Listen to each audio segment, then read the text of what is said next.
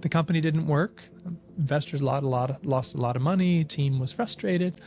But as again, we almost sold it, and the guy himself is, working for one of our customers who is implementing a good installation program at his expertise. It's a narrower thing, but he's got a real good corporate the guy job. himself, the co-founder. The co-founder. The other co-founder. Gotcha. So he's a good, smart guy, and he's doing well in the industry. The same thing that he was telling all of us was important to it.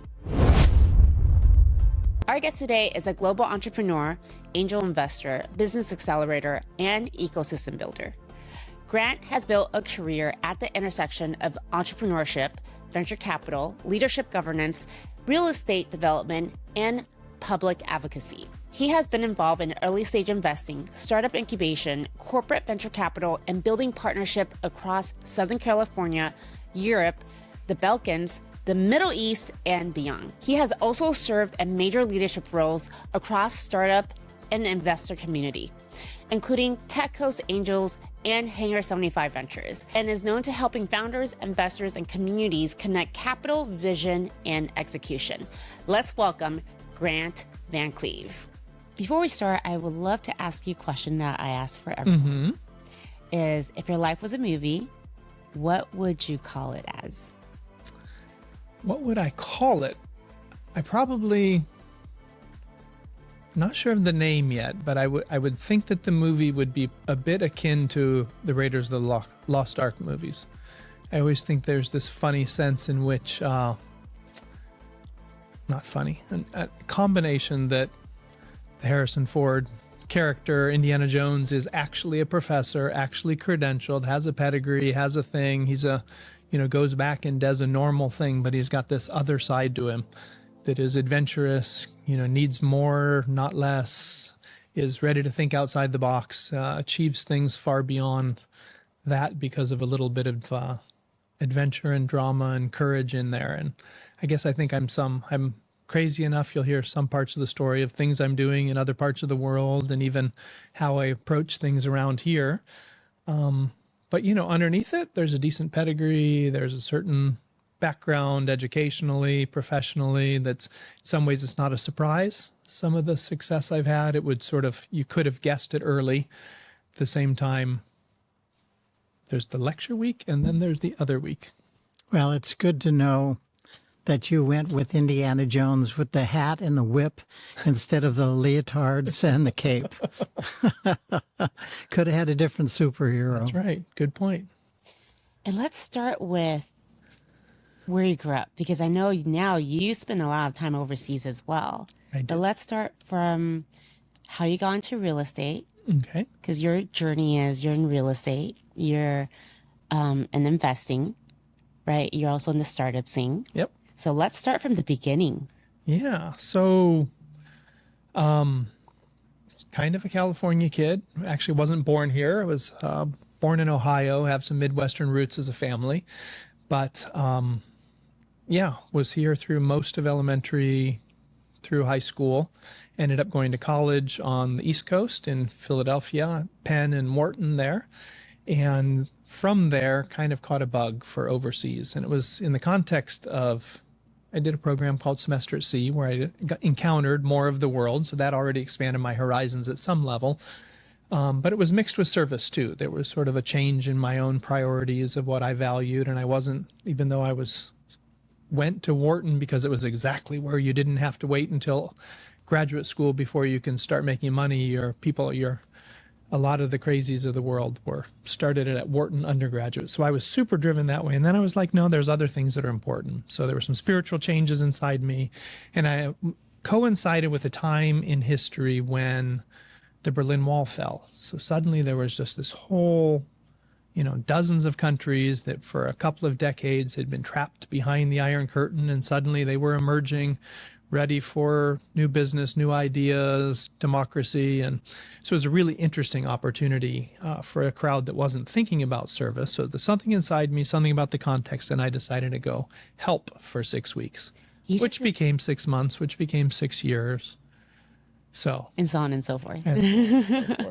You just said something that was very interesting. So you said there was a spiritual side that changed within you. So tell us, when you went to Wharton, what was your major? Real estate finance, actually. Okay. Yeah. And you had told me that your family has been in real estate, and that was your roots. Correct. So we are, real estate development family, sort of all the way through that whole, broader spectrum of buying land, all the way through entitling it, doing infrastructure, building houses, but ultimately selling it, which maybe we'll get to later as an interesting parallel to startups. It's 0 to 1, and then you sell it to somebody else. You don't manage. I'm not a real estate guy. I'm a build things from scratch guy. And that's where I later discovered you could do that in another context. But yeah, that was the family. We built single family home communities in the Inland Empire, Riverside, Moreno Valley, Corona, Yucaipa, Beaumont. And it had ups and downs. Sometimes it worked, sometimes it didn't. But so there was an entrepreneurial side and then a real estate side that I got a taste of through the family, through summer internships. And that's what I expected to do, was sent back to East Coast to get the best real estate finance education you could get, to come back and be involved in the family business. And then I didn't. So tell me the part when you decided that and then I didn't. Well, the I didn't was where I decided to go do something. Nowadays, I think people talk more about a gap year or something between high school and college, or college and career. They say go do something different that'll expand your horizon. So maybe that wasn't so weird, except that none of my friends did that. And it wasn't something that was, and then like a generation before that, you had Peace Corps. Sort of after you couldn't serve through wars and other things, how can you do that same sense of giving your contribution? But we lost that. I was late 80s. We were definitely the Family Ties, Michael Keaton, sort of a crowd of just thinking about capitalism. So yeah, there was a dramatic change that said I was willing to go do it. But the way I got, caught was really what I did. It was meaningful. It was rich. It was different things each day. We were doing everything from, digging water wells to helping revamp the traffic system to writing school curriculums. It was just really invigorating. And the people were really nice and hospitable. So it was a pleasure to stay. Just kept, what's that in Princess Bride, that the dread Private Roberts, I'll, most likely kill you in the morning, but let's just have another day at it. There was I'll most likely go home to Southern California and start real estate next month. And then there was never a moment that I wanted to do anything else. So family real estate, education real estate, experience real estate, and then bingo, all of a sudden you become an angel investor. Can you tell us how that first one went?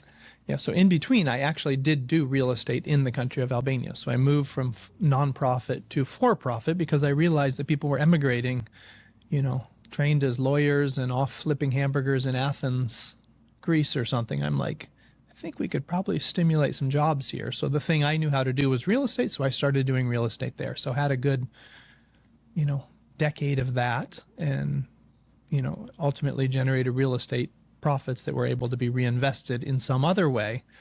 So fast forward to 2010, if you remember 2008, 2009, real crash in the economy. So even though I thought we might be able to get through that in Albania, I realized, eventually it was coming. It hit us hard, had to make some hard decisions and closed some operations, and then thought, let's just take a sabbatical year and just sort of recover from the pain of that tough period. And that's what got me here. And then when I got here, I encountered people who said, you don't sound like a real estate guy. You sound like a startup guy. What is a startup guy? What does that mean? You're always the 0 to 1 guy. You're helping people do their things. You're helping ministries get started. You're helping real estate projects get started. You build them. You do multiple things at once. They said, you sound like an angel investor. I'm like, what is that? But that at least got me to explore it here. So before you know it, I was hooked. I want to take us back to going to Albania, going to Athens, that moment, because you're an American, you're going overseas, and then you met your business partner there, right? You made it sound like a pretty easy process. Like, I could only imagine you're still going to a foreign country. There's foreign policies, culture, people. I don't know if you met your business partner there, how that came about. Yeah. And you also shed some light before the camera started to roll that when the crash hit, you also had to make some tough decisions. Yeah. Can we talk a little bit about that? Yeah, it was the best of worlds and the worst of worlds on a lot of fronts. It was actually physically difficult to live there. There were electric blackouts, limited water. There were seasons in which there was some pretty heavy criminality. But it was all in the context of a people who were very hospitable, who actually had social sort of shame issues such that crime couldn't go too far. And ultimately, they're the most pro-American country in Europe. They are really entrepreneurial. They're courageous. They've done really well in emigration. So, there was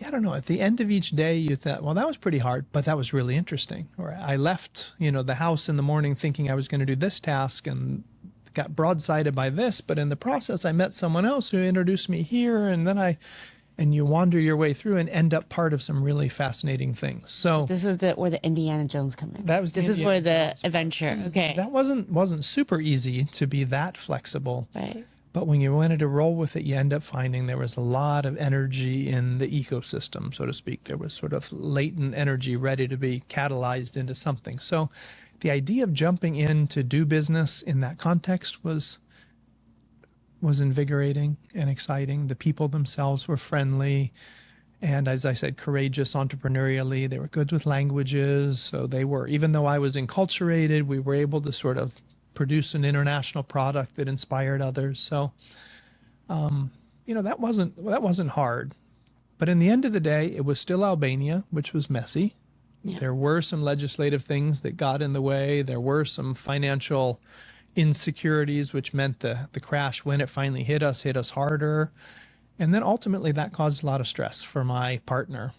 I mean, caused stress for all of us, but I think he handled the stress probably worse. I don't know what that reveals, if that was just sometimes the refining fire, test something, but it was really tough. And in addition to everything we were going on, he had the social stress. I got up and left.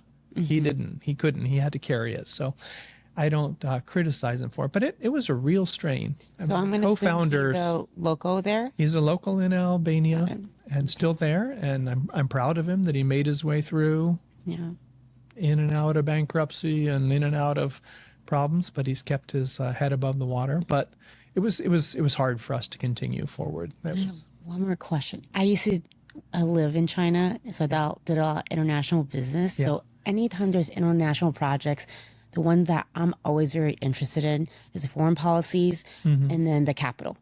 Because then you have all the taxes. So for you in Albania, when you guys raise capital, did you guys raise it there in Europe, or did you bring international money in?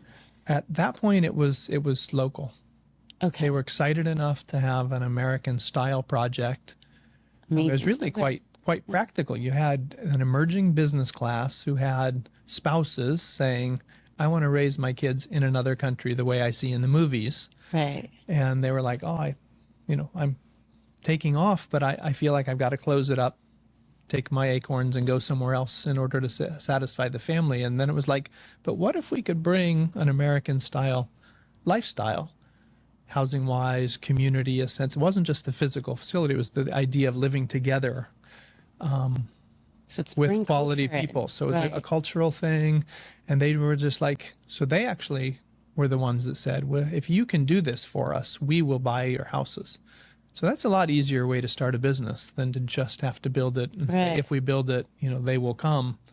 We actually had help in people prepaying for things, banks wanting to give us loans earlier than they should have, simply because they wanted to be part of this cool American thing. So you brought in... I didn't have to bring outside capital. I mean, a little of my own, but... You were the asset. You were the vision. I was the asset. That's a good way to describe it. Right? Mm-hmm. You're the asset. You're the vision. You're the coacher. You had the skill set. You could put it all together. They like what you have to offer, so they bought everything else to make it happen. That's a good way to put it. And there's a mixture of some skills. I knew something about development. I wouldn't say I was a great developer at that point, but I knew more than a bit more, just knew what was around the curve, and then mixed that with a level of credibility associated with the brand, if you'd call that. And So you were doing the governance for this project. Is that what got you started in working directly later years with the government of Albania? that's a good question. There was a time gap in there, but actually, no, that's not true. It starts even earlier, and then that was part of it, and then it continued later. I was working, so within this nonprofit space, I said there were a few years. First, I was in the trenches doing it, and then I was doing more like advising the government on things, and then representing the different nonprofits, charities before the government to try and change government legislation and things like that. You have to sort of change the context so that the seeds can grow. So I was already working kind of on the ecosystem with the government then needed to get permission for the projects, gave vision to them about what a successful project might look like, again, working with legislation. And so then later when I came back sort of third round, nonprofit, real estate, and now venture work there, I think they knew something of that past story, and that's why the members of the Albanian Chamber of Commerce, the American Chamber of Commerce in Albania, asked me to be the president, to sort of the chairman. I love stories like this because you just gave me a whole aerial view of what you did. You went in, you explored, you bought value, and you saw the vision. To create the vision, you had to bring the people together, and ultimately you see what the bigger picture is. So that's how you moved up into the government. And the reason why I'm digging into this, because we live in the world of digital. Yeah. I mean, we've been living it. This is nothing new. Yeah. Everything is coming together. You have companies where you have employees all around the world. You have culture. You have financing coming everywhere. You have, I'll just use Netflix as a company. Like they're like at every single country, almost every single country. Yeah. And to hear your story where you started at such an early age, and now you're branching into the world of startup with so many different companies. Yeah. You're using your skills and everything you learn, and you're branching out to different industries. That to me is very fascinating. Yeah. Interesting. Yeah. Yeah, I appreciate that. you sort of tie things together well. And it's been... Yeah, it's an interesting era. It's actually, to be honest, it's hard to not be there all day, every day, because the doors are open. You really are helping direct the course of the nation and working with the senior business people, thought leaders. I get to speak in media. I'm a panelist at conferences, keynote speaker, and then that starts to spread. You sort of want to tell the Albania story. They want to hear that in Bosnia or Macedonia or Montenegro or Kosovo, or even in the Gulf states in the Middle East. There's interesting opportunities to sort of influence the direction through the coming together of a number of features over the years. You're a change maker. That's basically what I'm seeing. You create impact, you create change for the good. Because when you were saying earlier, the reason I was asking you said there's a spiritual change. That was very interesting to me to hear.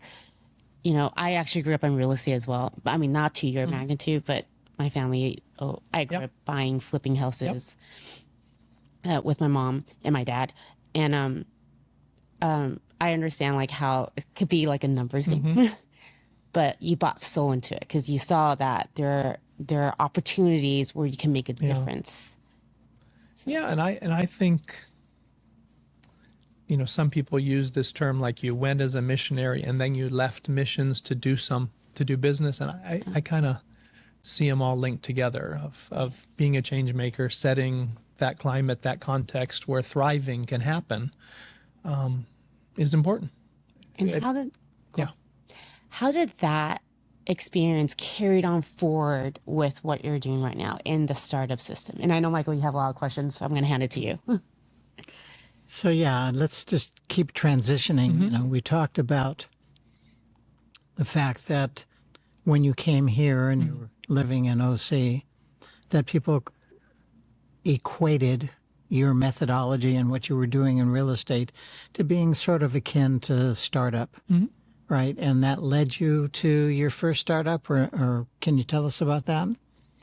Yeah, so one side of it was equating. So real estate development, interestingly, even though it's sort of like the bread and butter standard thing to do, especially here in Orange County. A lot of people have made their money on that, and other parts of the West and South have been companies that are built out of here. It's lather, rinse, repeat on real estate. Doesn't sound very entrepreneurial, but at heart, this idea of taking an empty hillside and turning it into a community, physical features, lifestyle that happens in there, all that stuff, permissions, re-entitlement, all that is really like that sort of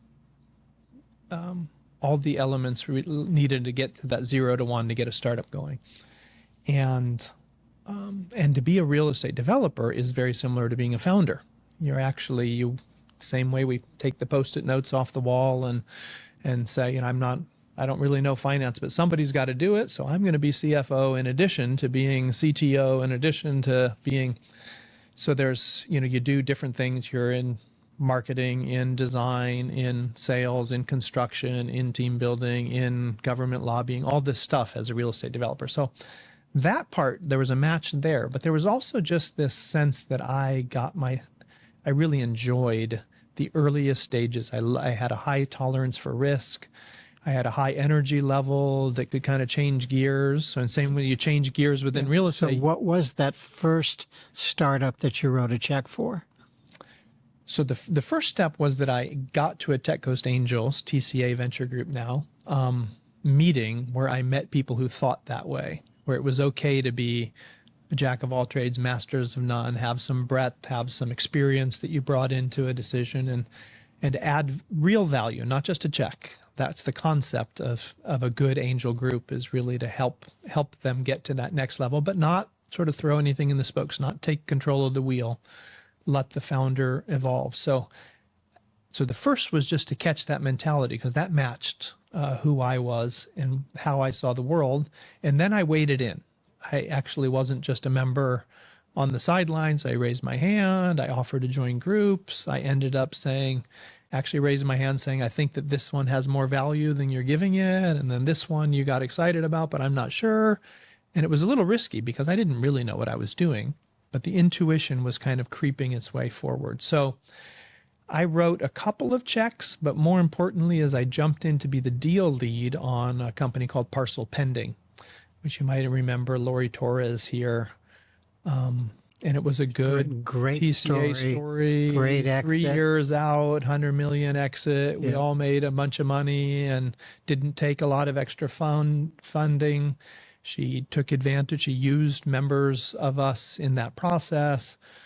Some like Hans Imhoff, who was a co-leader with me, actually just stayed on the board and added a lot of value. It was just textbook angel and venture. Absolutely. And she's a great individual and a great role model. She is. And I got to know that by spending time as the deal lead, you know, with her and taking her places to share the story. But I grew in my own confidence the more I got to know her. And so, yeah, by the time that one really started to take off, and the fact that I had helped find it and drive that forward, that sort of cemented my reputation as a key angel. But that would be the one that really sort of launched me. Can we talk about that business a little bit? So, because this is my first time hearing it, and I'm sure people that's listening to it.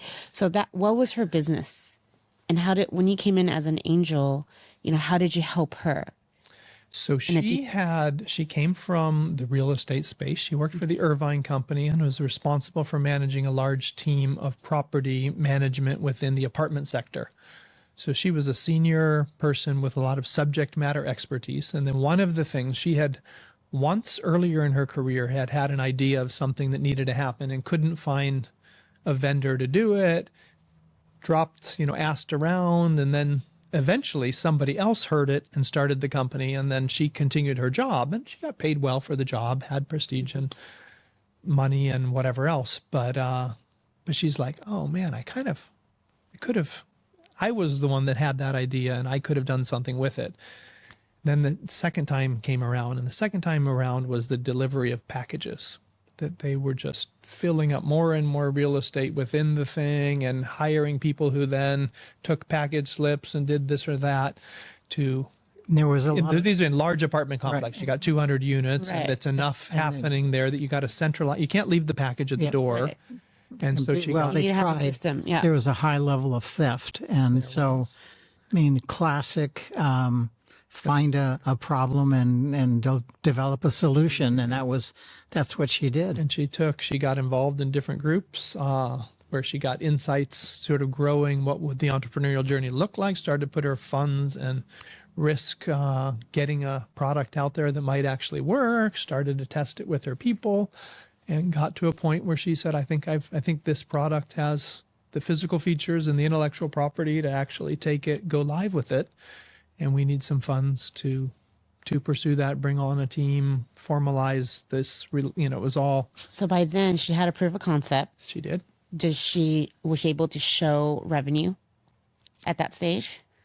Kind of. Kind of. Okay. I mean, there were people that liked that, and a couple of friendlies from within the industry said, "Yeah, okay, if you can fine tune this piece, I'll probably buy And what 3 year of was them." this? And that, I don't know, 2013 maybe, 2013. 2014. Okay. Yeah. Something like that. Okay. So it wasn't just TCA. There were other parts of the ecosystem, including, I'm sure, TCVN, that, we all had some part in that process of the tide rising for her. And others ended up mimicking it, but she was first and fast enough and good enough that she ended up And I getting an presume- offer from a European company that said, we want to take this product and go take it to the next level.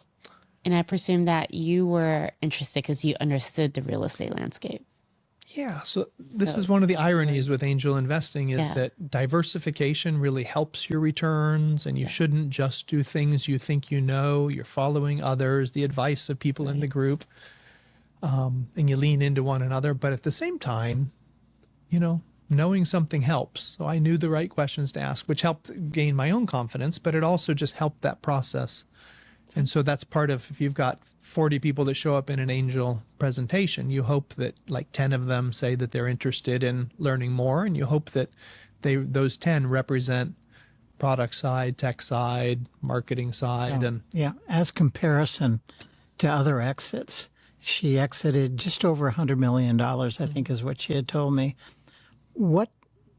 How many, was that a 10X or 20X? What was that if I remember for correctly, it was a TCA? 19X. Yeah, pretty and it doggone happened good. in like 3.5 years. That's So that's a good IRR. That's probably the best advertisement for TCA Yeah. that they could say is here's a story of And it was what all, we've done. I mean, other than a few friends and family in the region Right. that joined our round, there were no proper venture capital next stages, provided enough money and enough, because people were enthusiastic about it. It was a larger than average round, but that funds plus revenue, which came relatively quickly, and a little bit of inventory financing. They sort of didn't just do there the was some standard. equipment, yeah. All we have to do is buy the stuff, buy the next 5 of them, and they're going to go in. There was nothing proprietary. It was all off the shelf stuff bolted together, and it was an operating system. So it was classic. Tell me something. I mean, I may have this quite wrong, so you could set the record straight. But back when we first met, someone had told me, I never asked you this, that you had invested in over 100 startups. I'm now at 127. So there we go. It started with onesies, twosies, and then ones like Parcel Pending winning. I reinvested that. It, didn't go buy the yacht or whatever. That was like, great, that's fodder for the next 30 companies, and had a couple of other wins. Same thing, just kept rolling it forward. And you kept rolling your own engagement with your angel group, with Tech Coast Angels, because you became the president. It was 2017, 2018, somewhere in there, Probably even a little earlier. a little earlier. 2015 to 2017, ran Orange County, and then was moved up and became the chairman of the whole. So that process had ended prior to COVID. So 2019 backwards. So sort of that 2015 to 20, could have even been 2014. That was sort of the odd part, is that I had brought some of that energy into this group with talented people and some financial depth, but maybe lacked a little bit of motivation, or maybe had been kind of coming out of that downturn. The same thing that got me to California was a downturn in the economy. Maybe people were a little Well, I think you're being shy. very humble here, because being someone in the industry, but being outside, I never joined TCA. Was offered many times, but you changed that organization. I mean, it's now the largest angel group in America, and the effectiveness, the efficiency of how it runs changed dramatically under your leadership. Is there anything you can tell us about how you crafted that new vision, if you will, or new approach to an old business? It's a good question. I'm not sure there was a great business plan around it, but I think I brought a level. I kind of call myself the Energizer Bunny. I was out in all the ecosystem events. I genuinely, so like Parcel Pending, even that was fairly early in it, but I had been chatting with her at cocktail receptions, at after events for 6 months, sowing seeds, getting in there, and I was just genuinely, and I try to keep that. I actually love entrepreneurship. I'm so proud of these people that dare to go out and do something, and I love learning about a subject I didn't know about. I'm fairly curious as a person, do read a good bit, but to just sit and talk with somebody about a field you knew nothing about. So I think the founders were sensing that there was Interest. and then it's like, oh my gosh, this is amazing. You've got to tell my friends about it. It wasn't like, well, I don't know if you think you're ready. You can apply. Here's a button. It was sort of building in some sort of fishing in towards that. And then I think the investors that came a little more often. They were members, but they didn't come to the events, and they started to lean in. And then when we started to do some larger rounds too, it had been a long time since I think TCA had done anything more than like 500,000, and we did almost 1.5 million on that Parcel Pending round. So then, it just becomes kind of a positive upward spiral. You don't even have to structure it, but more companies want to present, more investors are inspired by that. The fact that the investors are writing the check. And I mean, it helped that I was excited enough about what I was doing and I was encountering that I was writing checks too. So it was definitely join me. It wasn't, here I found something and I think you should jump into it. Yeah. But So I do think I call it a positive upward spiral. So upward spiral, you continue, because let's talk about some of your new ventures. Okay. Hangar 75 and your venture studio. Yeah. So somewhere along the way, I realized that as exciting as the entrepreneurial journey is, and proud of these entrepreneurs as I am, I found out there's some segment of ideas that you see that you're like, I think this idea is better than the founder. Like I think you've convinced me that there's an opportunity here, and your subject matter expertise could have been the same thing with Lori in Parcel Pending. I saw that there was a need, and therefore I'm going to leave my career and go do it. Sometimes you're like, okay, well, you're the one to do it. Other times you're like, I'm not sure you're going to have the nuanced ability to deal with the risk of what it takes. You're too much of a corporate person. You just want to make a requisition for funds. Good idea, wrong people. Good idea, wrong people. And I think that's, I'd hate to be just a full-time startup venture studio. That's what this category is called. I'll get to, because then you have this risk that if you're a hammer, everything looks like a nail. So I don't want to tell the entrepreneurs, your idea is not that good. Why don't you entrust it to us? Because that's what a studio does. It says, there's a good idea. Let's build a team around it, and that's really skilled at that phasing, about the particular features, knows what's happening around the corner, people who've been there, and they're much more efficient at bringing the idea to market. And there's certain ideas, sometimes it's because the idea is better than the founder, but sometimes it's just because they don't actually require a particular deep subject matter expertise. It's just presenting the thing that solves a problem for a particular key customer or a segment of the market, and then flips it quickly. It doesn't have to be a founder who's going to put it on his gravestone, I'm the one that brought this product to market. It's a good thing that solves it, and it's better than internally a corporation setting up an RFP. We need one of these products built, and then you have some, company that builds it for you. You're saying it's somewhere in between. You need that entrepreneurial oomph. You need that somebody build it, and if it works, we'll buy it. But you want to do it in a more efficient way. And so it's very much like what you were doing in developing real estate. It's about infrastructure and process, putting together competent teams that will follow that process and build out the infrastructure. Instead of doing it for real estate, you're doing it for ideas. Yep. And it's not to take anything away from the founder that had the idea.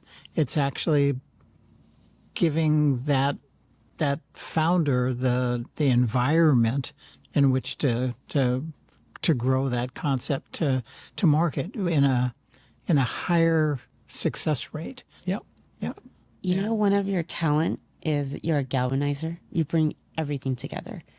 Because we've interviewed a bunch of investors on the show. Yeah. One thing I hear a lot is they invest in the people. Your take is very different, but because you have a talent. You know, before the camera started rolling, you said you were an ecosystem builder. But now that I got to know you more, is you're able to piece things together. It's like a producer. You're able to identify the project, find the money for it, bring all the right people involved, and make whatever changes that needs to change for this vision to become a real thing. And does that make sense? Yeah. So that's why, this is what I love, because everyone has a different unique skill and want to maximize on that. And that's your skill. And you even said earlier that one thing that is unique about your journey is you're really good at being a part, giving value, but being part in different startups. Right. But there was one incident that you were actually the CEO, or there was one project you were actually the CEO. Yeah. So just a quick word to our sponsor, and we're going to come right back to the story. I'd like to introduce our sponsors because without them, this podcast would not exist. First is Cloneforce. Cloneforce builds digital teammates that help people get everyday work done 50 times faster and around the clock. It's like having a digital teammate. So you just need to make one AI agent to help run the entire company. Next is Reed Smith. It's a globally recognized law firm helping founders navigate every stage of growth, from formation to fundraising, to scale and to exit. Finally, we have Sunstone. They support entrepreneurship, education, and inclusive innovation by partnering with universities, nonprofits, accelerators, and public and private initiatives to help opportunities for the next generation of founders. Together, these partners represent the future of entrepreneurship, combining technology, legal expertise, and community-driven opportunity to help founders build, scale, and succeed. Thank you to our sponsors. And there was one time that you were the CEO for the company. Would you walk us through that? How was that like? Well, okay. Well, first of all, thank you both for each of your last two comments, this galvanizer comment, and then also noticing, because I used the real estate reference as an example of just sort of a startup, but it actually is a little bit closer to the startup studio concept, where you actually have you're jack of all trades, masters of none, but it's a little more systematic than just winging a prayer and, cheer the entrepreneur along. So yeah, maybe I'm a little more than I like to get involved at a certain level, and I'm trying to balance what's the right amount. But occasionally you run into an idea that you think is so good, and the initial signals you're getting, as I said, I'm spending time with the founders, learning more, and along the way I'm like, oh my gosh, I think this guy's cracked the nuts on a subject that's nobody else has solved. And I'm like, if this can be solved, it's a really big, and we'd have the space to ourselves. And so yes, I joined it. Yes, I got others too. I mean, each of us invested, but at some point there was so much to be done, and the founder was a bit quirky. I mean, it was just crazy enough to have been able to crack that nut, as I said it, but not always easy to get for other people to understand. The business and the problem that it's solving? Yeah, it was solving the subject of installation on when you buy a product online, to be able to bundle, somebody to put it in for you, to put it into play. Because there's too many products that people hesitate to buy because they have stories of having bought them and then it just sort of sitting on the shelf while they waited to have time to do the manual and feel the confidence, and they know they were going to go back and forth to Home Depot 3 times. It just sounded miserable. So when I go to bestbuy.com and let's say I want to buy this crazy closet that I love, and then now there's a button that says if I want to install it. So this is basically that feature. Similar, or is that's a feature? Yeah. The same concept. Okay. And there have been lots of iterations over lots of years of each of those big guys doing it, and then it doesn't work. And it's same thing with Amazon, has had it, bundled in, and then it got complicated, so they just pulled it. Said, good luck, figure it out, or here's a list of contractors in your area, but we don't want to deal with it. Yeah. So solving that in a way that was seamless and produced not just the reliability of the installation, but reduce that friction. And that was the biggest issue, that people weren't buying because they weren't sure what to do with it, and they would be more likely to make the purchase if they could bundle it in. So it was really valuable to be able to solve it. And if we could solve it in general and make it available to lots, then that would transform the whole industry. Or it would be so valuable to somebody that they'd pay us a lot of money. And sort of fast forwarding, one of the big retailers was like this close to buying the whole company at a very nice multiple, and it would have solved it for them once and done. They still haven't solved it yet, and it would have been a great return for our You mind investors. sharing with us that retailer? It was Lowe's. And Lowe's, just as we were getting towards that finish line, had a management change. The board kicked out the CEO. The new CEO wanted to show how unique he was by sort of closing all the pending projects and bringing in his own new people, new things. And it's actually done well. The company, I think, has been relatively successful post-transition, but they haven't solved installation. But the momentum was gone. So, but I sort of skipped that. The opportunity was so big that I jumped in to become, a co-founder with the guy that had the ideas. And he was more like the CTO, and I was the CEO, and he was the secret sauce, but I had a little bit of the people skills, a little bit of the structuring, that I was able to motivate some key employees to come along and put some systems in place that were going to increase our chance of getting there, and just had a certain corporate or whatever presence that I could deal with some of the people. the Again, clients Grant, I that- think you're being overly humble. One night I was up, I think there was an event, you hosted an event. Afterwards in your offices, and I was just absolutely amazed with the transparency of operations and the financial data and data points that you were sharing with your team. All over your office were big boards with notepads, charts, graphs, whiteboards about targets, about achievements. Real ownership for the team. I hadn't seen it on that granular level before, and I really give you props for doing that and having that kind of leadership style. Is that something that well, just tell us, what's your philosophy on leadership?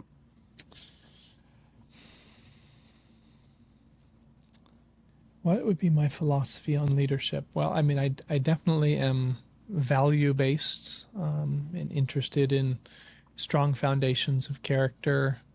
I think that it does take a village. I think you've got to get people that can work with one another. And I think we need to invest in that. At the same time as I am, I wouldn't say I'm a hard driver, but I'm a high bar person in terms of this energy level and this vision for how we can, transform whole nations in other countries, or, redo a whole ecosystem to up the results significantly.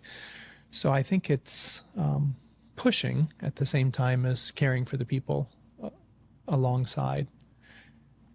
And that's where it was a little bit of a challenge there, as my pushing side was sort of matched by the clear details of the subject matter expertise that was so important. You couldn't implement a standard plan of just do what everybody else does, but do it with a little better efficiency or a little better team. We actually had to implement the deep insights from the co-founder. So it wasn't easy actually to balance those two things. I think the teams at time was frustrated by that. But when we were kind of both right, we actually saw the bigger opportunity and was building towards something in the right way at the same time as the same way in which these companies still haven't solved the thing. The guy was right to say you got to be stubborn about particular things, and I know those particular things. And the company didn't work. Investors lost a lot of money. Team was frustrated, but again, we almost sold it, and the guy himself is working for one of our customers who is implementing a good installation program at his expertise. It's a narrower thing, but he's got a real When you good say corporate the guy job. himself, the co-founder. The co-founder. The other co-founder. Gotcha. So he's a good, smart guy, and he's doing well in the industry. The same thing that he was telling all of us was important to it. So, Right. So at but the how do you mix those two in a market that's, doubts that it's as hard as you say it's going to be, and they don't give you the space to do it? We were right and we're wrong. So at the end of the day, it's metrics do matter.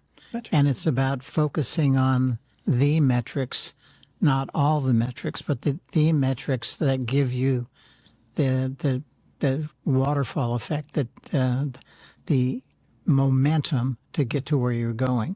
So it's about managing those metrics, and that's the difference between startups.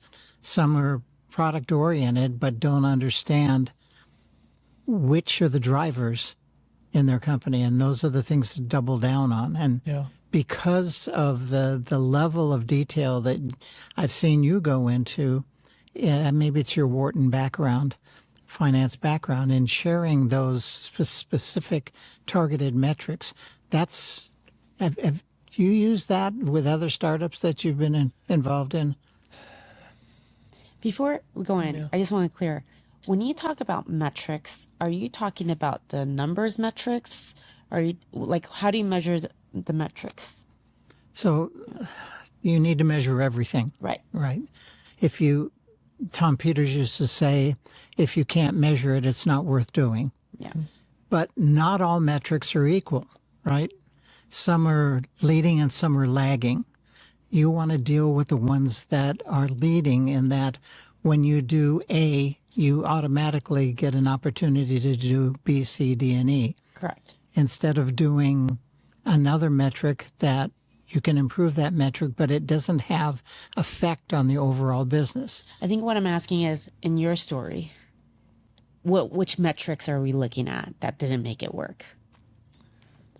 I don't know that there's a clear answer there. Okay. I think it was a very specific sector that had very specific nuances of how the product had to be crafted, that was created sort of a almost tyranny about implementing that. And that wasn't motivation through key performance indicators. It was rigidness that was almost necessary. I mean, I do believe was necessary, but it made it a very unique sector. Right. And every startup's different. Every industry is different.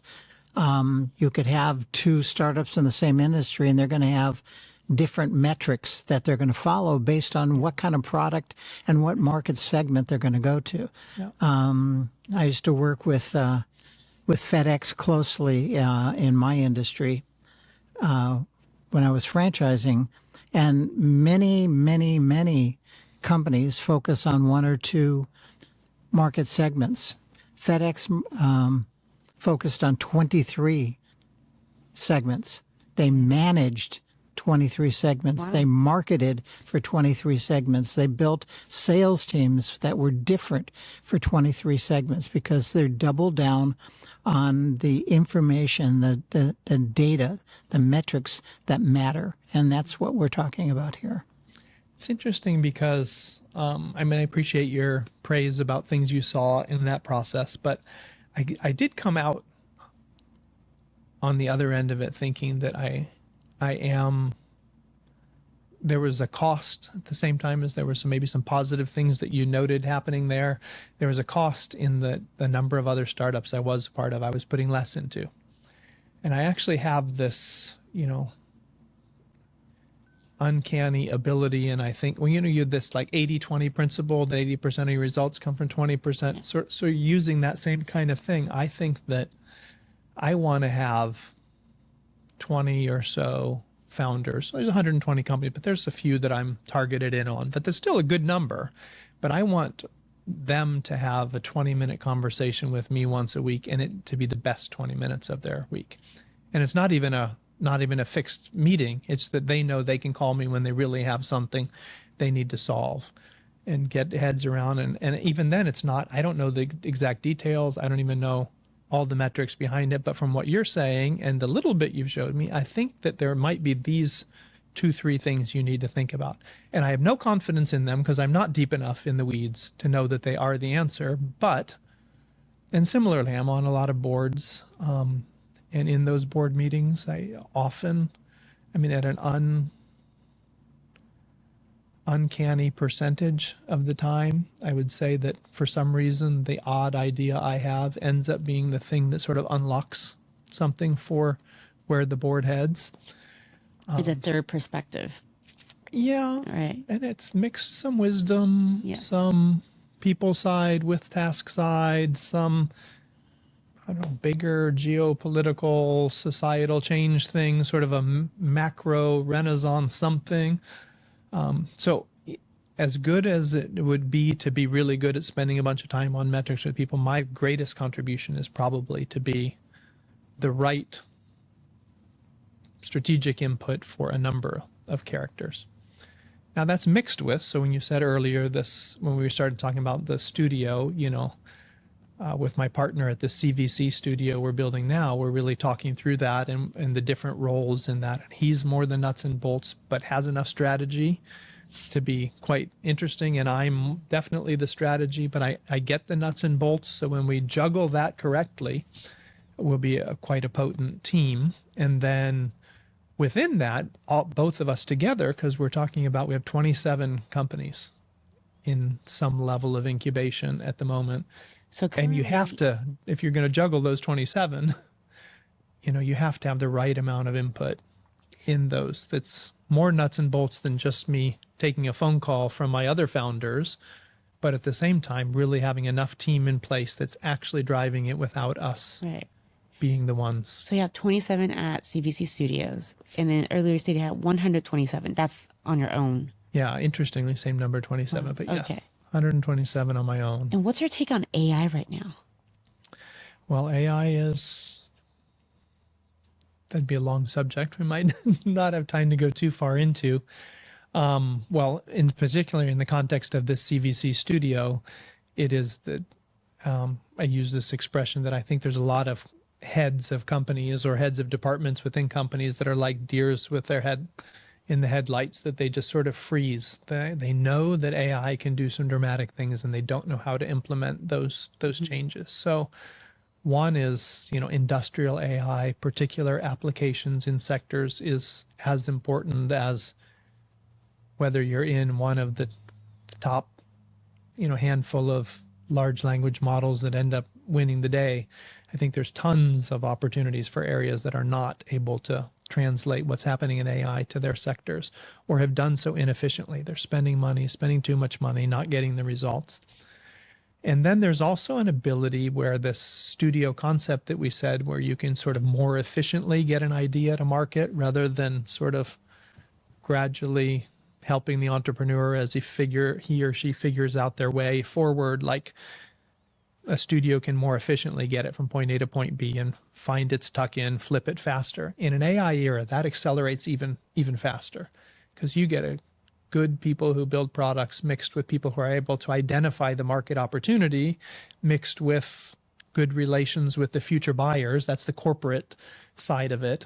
You can build solutions at a significant pace that are they really move the needle for these people. So as we start to get these ideas out, people are like, I want it. I want dibs on it. I want you to test it on my customer base, and I want to write an option to buy it if it works. And we're like, okay, we can negotiate some interesting terms. And So it's very much like a public-facing skunk works.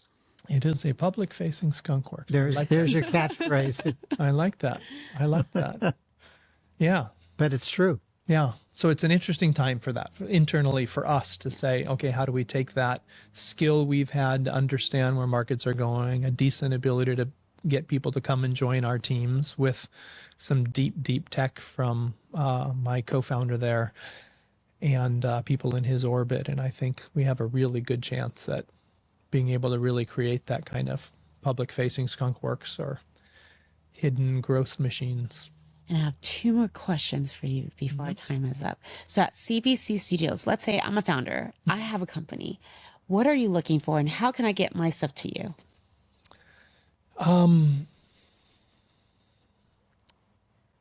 It's a good question. It's pretty new, and ironically, we have 27 from existing things plus. So there's two sides of a studio. One can be where you take a founder who you think, okay, is going to have a better chance of success if they give up part of the cap table to a group that can shepherd it forward. But a lot of times you also have a pool of potential teammates and even potential founders, and we bring the idea. We bring it from industry who has the idea, and we say, and we form it into something half-baked, and then we invite some key people into it, and they're like, great. And then together it forms into a company. So more than half of our things are that second category, where we're really driving that initial stages, and then we bring people into it. So I'm a little bit more interested in people who are skilled, but don't currently have an idea that they've built companies in the past. They don't know what the next big thing is, but they'd be skilled at bringing it forward. We are open to others, and we've got 6 out of those 27 are ideas that came to us, and we're either helping bring it forward when they can't do it, or they've got to a certain point and we're like, I think there's a pivot over here and we can catalyze that pivot. And they're saying, I think you're right. I think I missed it. Right. And next stage, I'd rather do with you. And do you have certain industries that you're looking into specifically? Or are there like certain milestones, like, okay, it has to be AI, it has to be tech, or... There's a few particular theses. You can see them on the website of areas that we think are particularly ripe for change. But the easiest theme is that idea of industrial AI, that there's particular, even non-sexy things, that there's a whole new things. If you can change somebody's operating expenses by 6% through implementing tools that exist, That's streamlining that's huge infrastructure for some of these stale industries that are less able to do it. And they know, I mean, there's a lot of war for AI talent. Even if you do hire somebody to be a VP of AI engineering in your stale industry, are you going to really get the great guy to come? And is he going to be able to bring people in to join the team? I think they're right to be afraid. The deer in the headlights isn't just we don't know what to do. It's like, and when I start to learn and start to know more, the more I realize I need somebody else to do this for me. So there's an opportunity for others to fill that space too. But we think those kind of things are going to come through the pipeline of saying, is there a source that can credibly produce the product we're going to need? And they don't even know exactly. That's why they don't want to have an RFP where they say, here, build this for me, because they don't even quite know it. They just know there's something missing over here. And if you can define it, and in the relatively short engagement, we can get to the root of things, and the ideas we're coming out of how to solve that are invigorating them enough that they're like, in many cases, actually, paying to be an investor in the product with the right to also then buy the rest of the shares. But even if we build it and someone else takes it or it impacts the market as a whole, they want a piece of it because they're pretty confident about what they're hearing from us. Well, it's sort of omni-channel when it comes to the exit. It's not a, acquisition or an IPO that gives you many more channels and opportunities to exit, and that has to be exciting to investors. It is, and that we talked about that earlier, that omni-channel side of there's a real creativity in the funding methods, the exit methods, the sense of partnership, which is, if you're just thinking what is exactly a venture capital method of what's my part in this and how do we get it to here and what is a maximum sale at a certain point, you probably miss. There's a lot of times the IRR is a lot higher on strategic exits along the way, creative deal structures. So yeah, we think the IRR is going to be fantastic on this. And it's the first thing that's gotten me excited in a while here. I'm excited about all these cool things that I'm doing in other countries, building out the ecosystems there, deep in this particular country of Albania, really impacting the destiny of the country. And it's enough to keep you busy and inspired. Oh yeah, But you're I'm also inspiring from me. California, which is like the hotbed of tech on a global basis, and participating in the AI revolution and some of the new changes in hardware and new sectors and space and whatever. I'm right in the middle of all of it. But what is it that would get me excited now with the CVC studio? I'm like, okay, I'm going to be spending more time here again. Well, looks Love like it. you're in the right place at the right time. Congratulations, I Grant. appreciate it. Do you have two people that you will recommend for this podcast? Who would those two people be? Either investors or founders?